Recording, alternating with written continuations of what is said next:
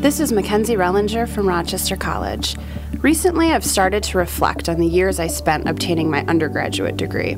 I resisted learning, as most 18-year-olds do, that the only way to ensure you've done a sufficient job with anything is to work hard. I wasn't thrilled to learn this, since I had very successfully mastered the art of doing the bare minimum. But God gives us talents that make us capable of extraordinary things.